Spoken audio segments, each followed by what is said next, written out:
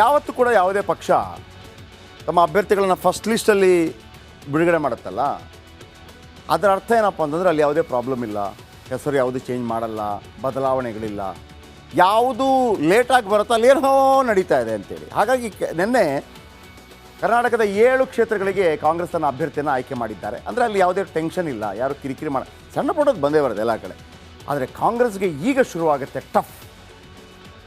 ಎಲ್ಲೆಲ್ಲಿ B J P ಗೆದ್ದು ಬಿಡ್ಬೋದು, ಟಫ್ ಫೈಟ್ ಕೊಡಲಿಕ್ಕೆ ಸಾಧ್ಯ ಆಗಲಿಕ್ಕಿಲ್ಲ, ಅಲ್ಲೆಲ್ಲ ಭಾರೀ ಗಟ್ಟಿ ಕುಳಗಳನ್ನು ಹುಡುಕುವಂಥ ಪ್ರಯತ್ನವನ್ನು ಕಾಂಗ್ರೆಸ್ ಮಾಡ್ತಾ ಇದೆ. ಎಷ್ಟು ಹುಡುಕಿದ್ರೂ ಸಿಗ್ತಾ ಇಲ್ಲ.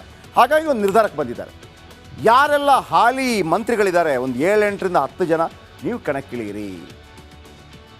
ವಿರೋಧವೇ ಇಲ್ಲದ ಕ್ಷೇತ್ರಕ್ಕೆ ಅಭ್ಯರ್ಥಿ ಆಯ್ಕೆ ಘೋಷಿಸಲಾಗಿದೆ. ಅಸಲಿ ಕಹಾನಿ ಈಗ ಶುರುವಾಗುತ್ತೆ. ಎಲ್ಲ ಕ್ಷೇತ್ರಗಳಲ್ಲಿ ಕಾಂಗ್ರೆಸ್ಗೆ ಅಭ್ಯರ್ಥಿನೇ ಸಿಗ್ತಾ ಇಲ್ಲ. ಆದ್ದರಿಂದ ಈಗಿರುವಂಥ ಹಾಲಿ ಮಂತ್ರಿಗಳನ್ನೇ ಕಣಕ್ಕಿಳಿಸುವುದಕ್ಕೆ ಫರ್ಮಾನು ಹೊರಡಿಸುವಂಥ ಸಾಧ್ಯತೆ ಇದೆ. ಇದನ್ನು ರಾಜಕೀಯ ಅಂತ ಹೇಳ್ತಾ ಇದ್ದಾರೆ ಕೆಲವರು. ಇದು ಯಾಕೆ ಗೊತ್ತಾ, ಮಂತ್ರಿಗಳನ್ನು ಇಳಿಸ್ತಾ ಇರೋದು ಡಿ ಕೆ ಶಿವಕುಮಾರ್ ಎಲ್ಲರನ್ನೂ ಕೂಡ ಅಲ್ಲಿ ಕಳಿಸ್ತಾ ಇದ್ದಾರೆ ಅಂತೇಳಿ. ಹಾಗಾಗಿ ಮತ್ತೊಂದು ಕಡೆಯಿಂದ ಇಲ್ಲ ಡಿ ಸಿ ಎಂ ಮಾಡಿ ಅದು ವರ್ಕೌಟ್ ಆಗಲಿಲ್ಲ. ಈಗ ದಲಿತ ಸಿ ಎಂ ಅಸ್ತ್ರವನ್ನು ಬಿಟ್ಟಿದ್ದಾರೆ. ಈ ರೀತಿ ಆರೋಪ ಪ್ರತ್ಯಾರೋಪಗಳು ಇರಲಿ. ಯಾರೆಲ್ಲ ಮಂತ್ರಿಗಳು ಅಖಾಡಕ್ಕಿಳಿಬೇಕು ಅಂತ ಹೇಳಲಾಗ್ತಾ ಇದೆ. ಮೊದಲಿಗೆ ಬೆಳಗಾವಿಯಲ್ಲಿ ಸತೀಶ್ ಜಾರಕಿಹೊಳಿ ತಮ್ಮ ಪುತ್ರಿಗೆ ಟಿಕೆಟ್ ಕೊಡಿ ಅಂತ ಕೇಳ್ತಾ ಇದ್ದಾರೆ. ನಿಮ್ಗೆ ಕೊಡೋಕ್ಕಾಗಲ್ಲ, ಪುತ್ರಿಗೆ ಟಿಕೆಟ್ ಕೊಡೋಕ್ಕಾಗಲ್ಲ, ನೀವೇ ನಿಂತ್ಕೊಳ್ಳಿ ಅಂತ. ನೀವೇ ನಿಂತ್ಕೊಳ್ಳಿ. ಯಾಕಂದರೆ ಕಳೆದ ಬಾರಿ ಕೂಡ ಭಾಳ ಸಣ್ಣ ಅಂತರದಲ್ಲಿ ಇವರು ಯಾವಾಗ ಸ್ಪರ್ಧೆ ಮಾಡೋಕ್ಕೆ ಶುರು ಮಾಡಿದರು ಬೆಳಗಾವಿಯಲ್ಲಿ, ಮಂಗಳ ಅಂಗಡಿಯವರಿಗೆ ಭಾಳ ಕಷ್ಟ ಆಗಿತ್ತು, ಗೆದ್ದು ಬಿಡ್ತಿದ್ರು ಇವರು. ಮಂಗಳ ಅಂಗಡಿ ಸೋಲೋ ಚಾನ್ಸ್ ಇತ್ತು. ಸುರೇಶ್ ಅಂಗಡಿ ಇದ್ದಾಗ ವಿಚಾರ ಬೇರೆ. ಹಾಗಾಗಿ ಇವರ ಮೇಲೆ ಒತ್ತಡ ಇದೆ, ಏನಾಗುತ್ತೆ ಗೊತ್ತಿಲ್ಲ. ಮತ್ತೊಂದು ಕಡೆ ದಿನೇಶ್ ಗುಂಡೂರಾವ್ ಬೆಂಗಳೂರು ದಕ್ಷಿಣದಿಂದ, ಅಂದರೆ ತೇಜಸ್ವಿ ಸೂರ್ಯ ವಿರುದ್ಧ ಸ್ಪರ್ಧೆ ಮಾಡಿದ್ದ. ಬಹುಶಃ ದಿನೇಶ್ ಗುಂಡೂರಾವ್ ಅದಕ್ಕೆಲ್ಲ ತಲೆ ಕೆಡಿಸ್ಕೊಳ್ಳೋದಿಲ್ಲ. ಹೌದಾ, ಮಾಡಬೇಕಾ, ಮಾಡಿಬಿಡ್ತಾರೆ. ಬೆಂಗಳೂರು ಕೇಂದ್ರ ಸೆಂಟ್ರಲ್ ಪಿ ಸಿ ಮೋಹನ್ ವಿರುದ್ಧ KJ ಜಾರ್ಜ್ ಅವರನ್ನು ಕಣಕ್ಕಿಳಿಸೋದಕ್ಕೆ ಕಾಂಗ್ರೆಸ್ ಹೈಕಮಾಂಡ್ ಹೇಳಿದೆ ಅಂತ ಗೊತ್ತಿಲ್ಲ. ಇನ್ನು ಕೋಲಾರ KH ಮುನಿಯಪ್ಪ ರೆಡಿ ಇದ್ದಾರೆ. ಮುನಿಯಪ್ಪ ಒಂದು ಹೇಳಿದ್ದಾರೆ, ನಾನು ರಾಜೀನಾಮೆ ಕೊಡ್ತೀನಿ ಬೇಕಿದ್ರೆ, ಆದರೆ ನನ್ನ ಮಗಳನ್ನು ಮಂತ್ರಿ ಮಾಡಿ ಅಷ್ಟಾದರೆ ಓಕೆ, ನಾನು ಹೋಗ್ತೀನಿ. ಬೆಂಗಳೂರು ಉತ್ತರ ಕೃಷ್ಣ ಬೈರೇಗೌಡರು ಈ ಹಿಂದೆ 2 ಬಾರಿ ನಿಂತಿದ್ರು. ಒಮ್ಮೆ ಬೆಂಗಳೂರು ದಕ್ಷಿಣದಿಂದ ನಿಂತಿದ್ರು, ಕಳೆದ ಬಾರಿ ಬೆಂಗಳೂರು ಉತ್ತರದಿಂದ ನಿಂತಿದ್ರು. ಬೆಂಗಳೂರು ದಕ್ಷಿಣದಿಂದ ಯಾವಾಗ ಅನಂತಕುಮಾರ್ ಅವರ ವಿರುದ್ಧ, ಕಳೆದ ಬಾರಿ ಸದಾನಂದ ಗೌಡರ ವಿರುದ್ಧ. ಅನಂತಕುಮಾರ್ ಅವರ ವಿರುದ್ಧ ಇವರು ಗೆಲ್ಲೋ ಚಾನ್ಸ್ ಇತ್ತು. ಆದರೆ ಅಲ್ಲಿ SM ಕೃಷ್ಣ ಇದ್ರಲ್ಲ, SM ಕೃಷ್ಣ ಮತ್ತು ಅನಂತಕುಮಾರ್ ಒಂದು ಅಂಡರ್ಸ್ಟ್ಯಾಂಡಿಂಗ್ ಮಾಡಿ ಕೃಷ್ಣ ಬೈರೇಗೌಡರು. ಸೊ ಹಾಗಾಗಿ ಕೃಷ್ಣ ಬೈರೇಗೌಡ ಈ ಸಲ ನಾನು ನಿಲ್ಲಲ್ಲಪ್ಪ ಅಂತ ಹೇಳ್ಬಿಟ್ಟಿದ್ದಾರೆ.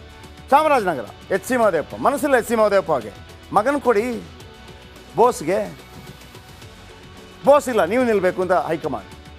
UT ಖಾದರ್, ಅನೇಕ ಮುಸ್ಲಿಂ ನಾಯಕರು ಹೇಳ್ತಾ ಇದ್ರು, ಮುಸ್ಲಿಮರಿಗೆ ಟಿಕೆಟ್ ಕೊಡಿ. ಯಾರಿಗೆ? ನೀವೇ ನಿಲ್ಲಿ, ದಕ್ಷಿಣ ಕನ್ನಡದಿಂದ ನಿಲ್ಲಿ ಅಂತೇಳಿ ಹೇಳಿದ್ದಾರೆ ಒಂದು 8 ಜನರಿಗೆ.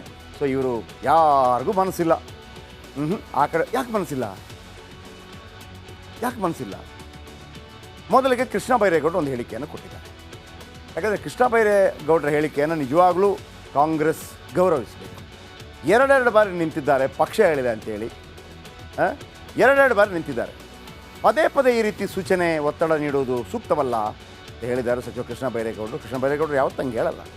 ಯಾಕಂದರೆ ಬೆಂಗಳೂರು ದಕ್ಷಿಣದಿಂದ ನಿಂತರು, ಅನಂತಕುಮಾರ್ ಅವರ ವಿರುದ್ಧ ಗೆದ್ದು ಬಿಡ್ತಿದ್ರು. ಆ ಟೈಮಲ್ಲಿ ಏನೋ ಒಂದು ಆಗಿತ್ತು. SM ಕೃಷ್ಣ ಆಮೇಲೆ ಯಾರು ರಾಮಲಿಂಗಾರೆಡ್ಡಿ ಅವರೆಲ್ಲ ಸೇರಿ ಪಕ್ಷದವರನ್ನೇ ಸೋಲಿಸಿದ್ರು. ಅದು ಇತಿಹಾಸ, ಎಲ್ಲರಿಗೂ ಗೊತ್ತಿರುವಂಥ ವಿಚಾರ. 2ನೇದು ಒನ್ಸ್ ಅಗೇನ್ ಕಳೆದ ಬಾರಿ ನಿಂತಿದ್ರು. ಕಳೆದ ಬಾರಿ ಕೂಡ ಮೋದಿ ಅಲೆಯಲ್ಲಿ ಸದಾನಂದ ಗೌಡರು ಗೆದ್ದು ಬಂದರು. ಏನು ಹೇಳಿದ್ದಾರೆ ಕೃಷ್ಣ ಬೈರೇಗೌಡರು ಮಂಗಳೂರಲ್ಲಿ ಮಾತಾಡಿದ್ದಾರೆ? ನಾನು ಈಗಾಗಲೇ ನಮ್ಮ AICC ಪ್ರತಿನಿಧಿಯವರ ಜೊತೆಗೆ ಮಾತಾಡಿದ್ದೇನೆ. ನನ್ನ ವಿಷಯವನ್ನು ಮುಕ್ತವಾಗಿ ಅವ್ರ ಜೊತೆಗೆ ಹಂಚ್ಕೊಂಡಿದ್ದೇನೆ. ಪಕ್ಷದ ಕಾರ್ಯಕರ್ತನಾಗಿ 2 ಬಾರಿ ನಾನು ನನ್ನ ಕರ್ತವ್ಯವನ್ನು ನಿರ್ವಹಣೆ ಮಾಡಿದ್ದೇನೆ. ನಾನು ಶಾಸಕನಾಗಿದ್ದುಕೊಂಡು ನನಗೆ ಅವಶ್ಯಕತೆ ಇಲ್ಲದೇ ಇದ್ದಂಥ ಸಂದರ್ಭದಲ್ಲಿ, ನನ್ನ ಮನಸ್ಸಿಗೆ ಇಚ್ಛೆ ಇಲ್ಲದೇ ಇದ್ದಂಥ ಸಂದರ್ಭದಲ್ಲಿ ಕೂಡ ಪಕ್ಷದ ಸೂಚನೆ ಅನ್ನೋ ಒಂದೇ ಕಾರಣಕ್ಕೆ ಗೌರವ ಕೊಟ್ಟು 2 ಬಾರಿ ನಾನು ಸ್ಪರ್ಧೆ ಮಾಡಿದ್ದೇನೆ. ಪದೇ ಇದು ಮಾಡುವಂಥದ್ದು ಸೂಕ್ತ ಅಲ್ಲ, ಪದೇ ಅದೇ ವಾದ ಮಾಡುವಂಥದ್ದು ಸೂಕ್ತ ಅಲ್ಲ ಅಂತ ನಾನು AICC ಪ್ರತಿನಿಧಿಗಳ ಜೊತೆಗೆ ಮಾತಾಡಿದ್ದೇನೆ. ಅವರು ಕೂಡ ನನ್ನ ಅಭಿಪ್ರಾಯವನ್ನು ಒಪ್ಪಿದ್ದಾರೆ. ಸೊ ಹಾಗಾಗಿ ಸದ್ಯಕ್ಕೆ AICC ಅವರು ನನ್ನ ಅಭಿಪ್ರಾಯಕ್ಕೆ ಒಪ್ಪಿರೋದ್ರಿಂದ ಬಹುಶಃ ಆ ಪ್ರಶ್ನೆ ಬರೋದಿಲ್ಲ ಅಂತ ನಾನು ತಿಳಿದಿದ್ದೇನೆ. ನಾನು ಇನ್ನೊಬ್ಬ ವ್ಯಕ್ತಿಯ ಪರವಾಗಿ ನಾನು ಮಾತಾಡೋದು, ಅವರ ಮನಸ್ಸಿನಲ್ಲಿ ಏನಿದೆ ಊಹೆ ಮಾಡಿ ಮಾತಾಡೋದು ತಪ್ಪು ಆಗುತ್ತೆ ಮತ್ತು ಅದು ವಾಸ್ತವಕ್ಕೆ ಹತ್ರನೂ ಇರೋದಿಲ್ಲ. ಕೆಲವರು ನನ್ನ ಅಭಿಪ್ರಾಯ ನಾನು ಹೇಳಿದ್ದೇನೆ. ಸೊ ಹಾಗಾಗಿ ಒಬ್ಬೊಬ್ಬರದ್ದು ಒಂದೊಂದು ಆಲೋಚನೆ ಇರುತ್ತೆ. ಅದು ಅವ್ರು ಮಾತ್ರ ಉತ್ತರ ಕೊಡ್ಬೋದು, ಬಿಟ್ಟರೆ ನಾನು ಉತ್ತರ ಕೊಡಲಿಕ್ಕೆ ಅವ್ರ ಪರವಾಗಿ ಕಷ್ಟ ಆಗುತ್ತೆ. ಆದರೆ ಇಷ್ಟು ಹೇಳಬಲ್ಲೆ, ನಾನು ಈ ಕಾರಣಗಳಿಂದ ನಾನು ಸುಮ್ಮನೆ ಏನು ನಿಲ್ಲಕ್ಕಾಗೋದಿಲ್ಲ ಅಂತ ನಂದು ಅಭಿಪ್ರಾಯ ಅಲ್ಲ. ಪಾರ್ಟಿ ಕರ್ತವ್ಯ ವರ್ಕರ್ ಆಗಿ 2 ಬಾರಿ ನಿಂತು ನನ್ನ ಧರ್ಮವನ್ನು ನಾನು ಪಕ್ಷಕ್ಕೆ ನನ್ನ ಋಣ ತೀರಿಸುವಂಥ ಪ್ರಯತ್ನ ಮಾಡಿದ್ದೇನೆ. ಬಹಳ ತೂಕದ ಮಾತನ್ನು ಹೇಳಿದ್ದಾರೆ ಕೃಷ್ಣ ಬೈರೇಗೌಡರು. ಬಹಳ ತೂಕದ ಮಾತು. 2 ಬಾರಿ ನಿಂತಿದ್ದಾರೆ. ವೇಮಗಲ್ನಿಂದ ಅವರು ಅಮೆರಿಕದಲ್ಲಿರ್ತಾರೆ. ವೇಮಗಲ್ನಿಂದ ಅವರ ತಂದೆ ಬೈರೇಗೌಡರು JDS ಮಹಾನಾಯಕ. JDSನಲ್ಲಿ ಕೃಷಿ ಬಗ್ಗೆ ಭಾಳ ಅದ್ಭುತ ಜ್ಞಾನ ಇದ್ದಂಥವ್ರು. ಅವರು ತೀರ್ಕೊಂಡಾಗ ಉಪಚುನಾವಣೆಯಲ್ಲಿ ವೇಮಗಲ್ನಿಂದ JDSನಿಂದ ನಿಂತು ಗೆಲ್ತಾರೆ ಕೃಷ್ಣ ಬೈರೇಗೌಡರು.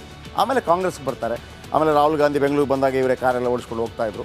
ಆಮೇಲೆ ತಮ್ಮ ಕೊಟ್ಟ ಕೆಲಸವನ್ನು ಎಷ್ಟು ಅದ್ಭುತವಾಗಿ ಮಾಡ್ತಾರೆ ಅಂದರೆ, ನೀವು ಯಾವುದೇ ಪಕ್ಷ ಆಗಿರ್ತೀರಿ, ಒಳ್ಳೊಳ್ಳೆ ಅಭ್ಯರ್ಥಿಗಳಿಗೆ ಕೆಲಸ ಮಾಡಿದಾಗ, ನಾನೀಗ ಪ್ರತಾಪ್ ಸಿಂಹ ಬಗ್ಗೆ ಹೇಳಿದೆ, ಕೃಷ್ಣ ಬೈರೇಗೌಡರ ಬಗ್ಗೆ ಹೇಳ್ತಾ ಇದ್ದೀನಿ.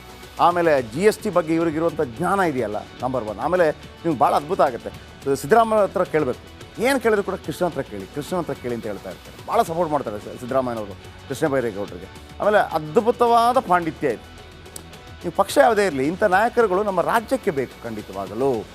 ಓಕೆ, ಆದರೆ ಈ ನಡುವೆ ಸಚಿವರಿಗೆ ನಿರಾಸಕ್ತಿ ಯಾಕೆ ನಿರಾಸಕ್ತಿ? ಒಂದು ಕಡೆ ನರೇಂದ್ರ ಮೋದಿ ಅಬ್ಬರ, ರಾಮ ಮಂದಿರ ಅಬ್ಬರ.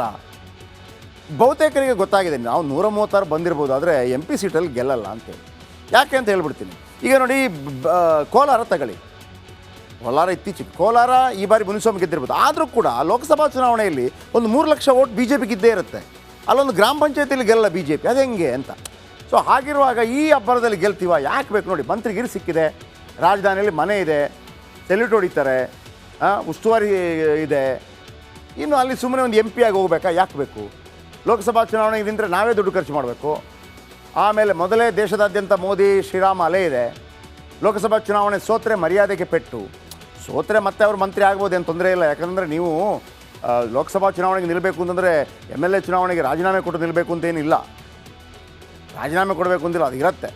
ಆದರೆ ಇವ್ರಿಗೆ ಹೆಂಗೆ ಅಂತಂದರೆ, ನಾವು ಬೇಡ, ನಮ್ಮ ಮಗನಿಗೆ ಕೊಡಿ, ಹೆಂಡತಿ ಕೊಡಿ, ತಂಗಿ ಕೊಡಿ, ಹೀಗೆಲ್ಲ ಆಗಲ್ಲ ಅಂತ ಕಾಂಗ್ರೆಸ್ ಹೈಕಮಾಂಡ್.